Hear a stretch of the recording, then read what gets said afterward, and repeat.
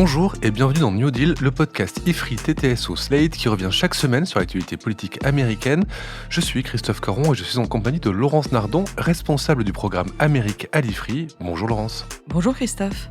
Alors Laurence, généralement vous nous proposez des épisodes légers et sympathiques au moment des fêtes de fin d'année, mais pour ce dernier épisode de 2023, nous allons évoquer un sujet anxiogène, l'élection présidentielle de novembre prochain aux États-Unis. Et c'est tout de suite moins marrant car, vous nous l'avez dit, les chances de réélection de Trump ne sont pas nulles. Alors, même si je qualifie ce sujet d'anxiogène, je le fais en tentant de rester neutre et objectif car nous savons que cette élection pourrait avoir des conséquences catastrophiques pour les États-Unis d'abord, mais surtout, vu d'Europe, pour l'Union européenne et pour l'OTAN. Oui, vous avez raison de rappeler notre exigence de neutralité. Les chercheurs, les journalistes essayent d'être dans la neutralité axiologique, c'est le terme consacré. Et puis, par ailleurs, j'essaye toujours d'être plutôt optimiste, de voir le verre à moitié plein. Mais là, Trump dépasse Biden dans bon nombre de sondages depuis des semaines. Il progresse notamment auprès des jeunes et des minorités, ce qui est tout à fait inattendu. On a d'un côté un candidat, Joe Biden, qui apparaît comme très, très faible, et de l'autre côté, le candidat Trump qui, lui, exprime une sorte d'énergie quasiment brutale, en tout cas un grand dynamisme qui fonctionne auprès de sa base. Et qui a une grande volonté de gagner cette élection. Absolument. Or, la réélection de Trump, c'est une perspective inquiétante pour tout le monde, vu sa personnalité et ses projets.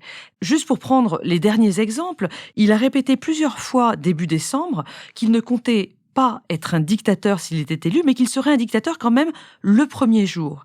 Et puis par ailleurs, il a traité ses opposants politiques de vermine, un propos qui est quasiment mussolinien. Et je renvoie d'ailleurs nos auditeurs à l'épisode du 8 novembre pour en savoir plus sur les plans de vengeance de Trump s'il accédait de nouveau au pouvoir. Pour commencer, quel est le calendrier de ces élections ? On va pas chômer en 2024. Il va y avoir tout d'abord tout le processus des primaires et des caucus pour désigner le candidat de chaque parti. On va le regarder surtout côté républicain, puisque Biden, lui, est quasiment l'unique candidat démocrate en tant que président en place. Ces fameuses primaires républicaines, elles commencent dès le 15 janvier avec l'Iowa et elles se terminent le 4 juin avec un certain nombre d'autres primaires dans d'autres États. Après cela, il y aura les conventions des deux partis, lorsque le candidat définitif sera investi par chaque parti. Pour les républicains, ce sera du 15 au 18 juillet à Milwaukee, et pour les démocrates, ce sera du 19 au 22 août à Chicago. Après cela, à la rentrée, je balaye très large, il y aura 4 débats télévisés, 3 entre les candidats à la présidence et 1 entre les candidats à la vice-présidence. Et on en arrive enfin au jour des élections. Jour des élections qui tombe traditionnellement le premier mardi de novembre, donc en 2024, ça nous ferait le 5 novembre. C'est en effet la date officielle, mais il faut savoir que le vote anticipé est autorisé dans quasiment tous les États du pays et il démarre entre 10 et 45 jours avant ce fameux 5 novembre, ça dépend des États.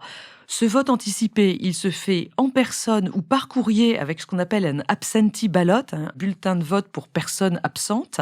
Le vote en ligne n'existe pas pour les élections fédérales.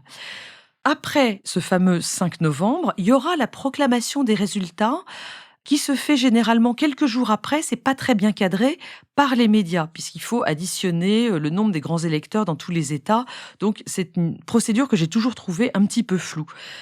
Après cette proclamation des résultats, il y a traditionnellement un coup de fil du perdant au gagnant, c'est ce qu'on appelle le concession phone call, coup de fil où on concède la victoire à l'autre.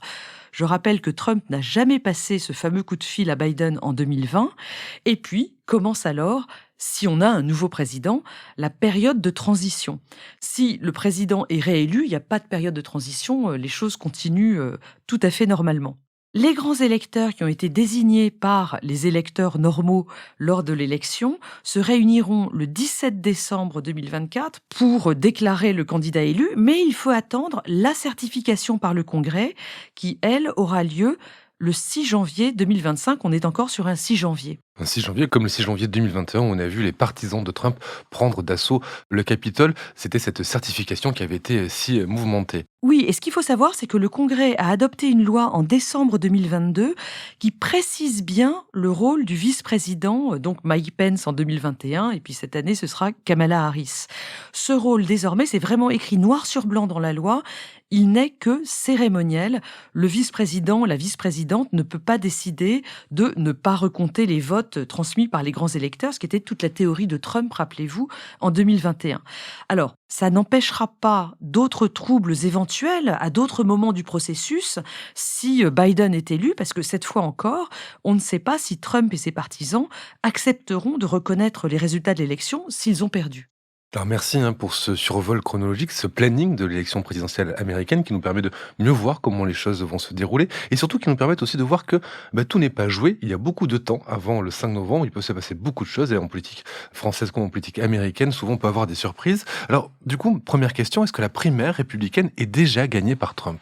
Si on regarde les sondages nationaux sur les primaires républicaines, Trump a une avance vraiment énorme. Il est autour de 62% dans les derniers sondages que j'ai consultés. Ron DeSantis le suit de très loin avec 12% des intentions de vote des électeurs républicains. Nikki Haley est à 11%. Je les cite pour la gloire. Il y a derrière elle Vivek Ramaswamy qui a 4% et Chris Christie qui a 3%. Mais et c'est là qu'on peut essayer d'être un petit peu ouvert d'esprit. Nikki Haley bénéficie de l'ordre des primaires. Parce qu'on l'a dit tout à l'heure, il y aura l'Iowa le 15 janvier. Après, il y aura le New Hampshire le 23 janvier. Un État avec un électorat républicain très modéré qui aime bien Nikki Haley. Et puis ensuite, le 24 février, primaire républicaine en Caroline du Sud. Je vous rappelle que Nikki Haley a été gouverneur de cet État. Et donc, quand on regarde les sondages, on voit que dans ces 3 États que je viens de citer, Donald Trump est à 50% seulement, entre guillemets, des intentions de vote, voire 43% dans le New Hampshire. Et Nikki Haley passe devant Ron DeSantis dans le New Hampshire 19%. En Caroline du Sud, elle est à 22%. Mais vous pensez vraiment qu'elle peut retourner la situation? Ça pourrait faire boule de neige. Nikki Haley agrège pas mal de soutien. Elle est désormais soutenue par les frères Koch, vous savez, ces gros financeurs du Parti républicain. Et elle, contrairement à Trump, elle fait vraiment campagne sur le terrain.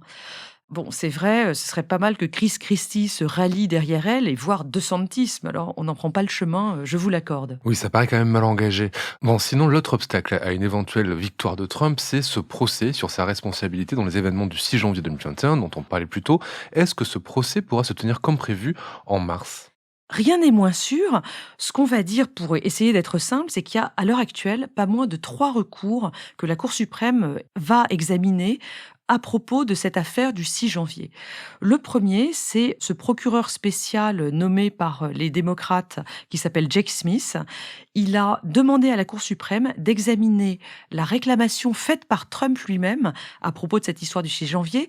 Les avocats de Trump expliquent qu'il ne peut pas être poursuivi parce que comme il était président à l'époque, il bénéficie d'une immunité. Et cette immunité présidentielle le rendrait, si vous voulez, impossible à poursuivre dans l'affaire du 6 janvier. Donc ça, c'est une première affaire que la Cour doit examiner. Il se pourrait que ça prenne plus de temps et c'est pour ça que le procès fédéral ne pourra vraisemblablement pas commencer le 4 mars comme c'était prévu. La deuxième, c'est quoi? La deuxième, ça c'est un petit peu anecdotique, l'une des personnes qui a déjà été condamnée dans l'affaire du 6 janvier pour sa participation, c'est un monsieur qui s'appelle Joseph Fisher. Lui aussi a fait un appel qui est remonté jusqu'à la Cour suprême. Il explique qu'il est condamné pour obstruction à la certification et il conteste la définition de l'obstruction. Ce qu'il explique en gros, c'est que avoir cassé des fenêtres pour rentrer dans le Capitole, c'est pas la définition officielle de l'obstruction.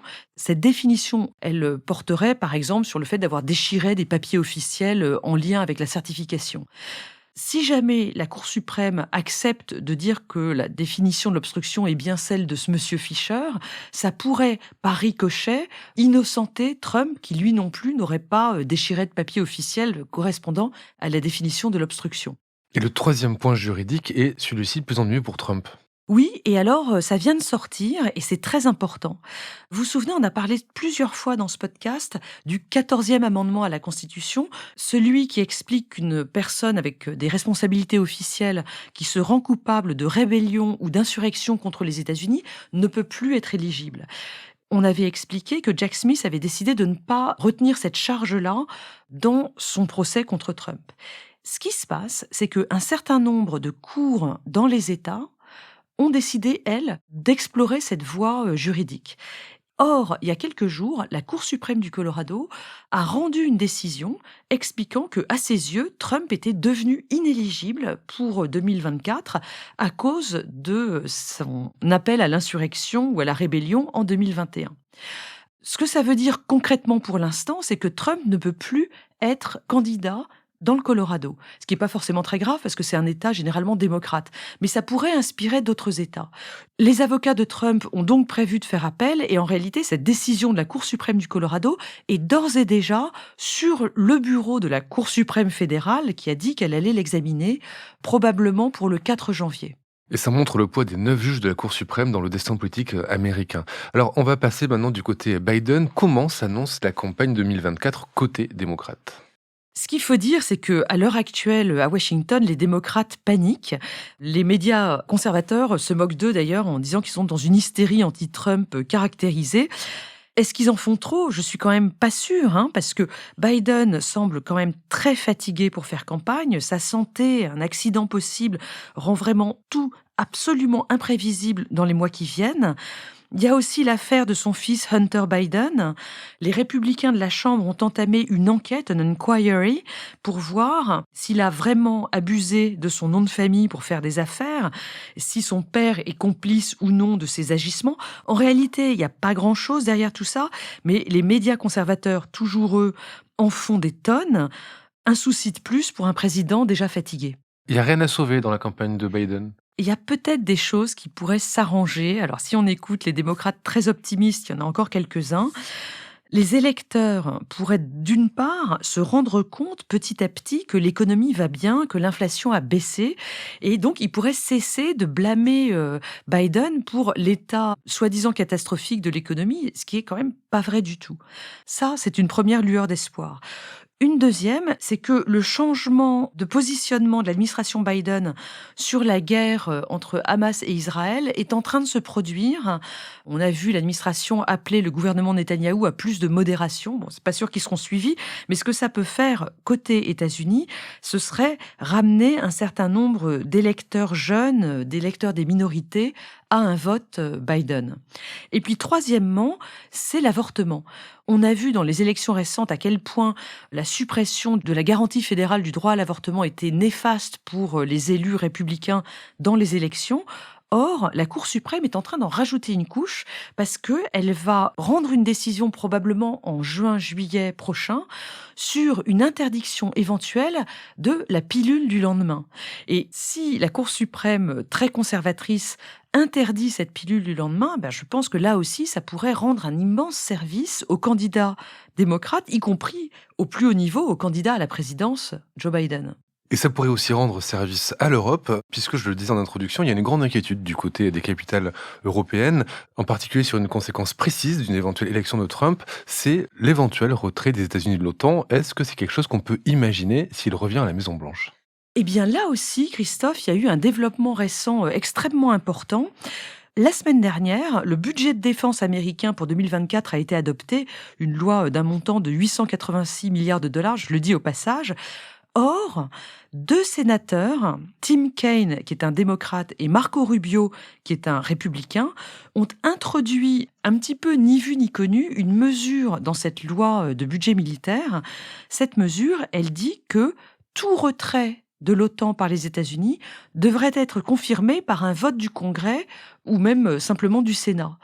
Compte tenu du nombre d'élus républicains qui restent des diplomates traditionnels au Sénat, espérons encore en 2024, on peut croire qu'un retrait unilatéral de l'OTAN ne pourrait plus être décidé par le président tout seul. Et ça, pour nous, c'est quand même une très bonne nouvelle.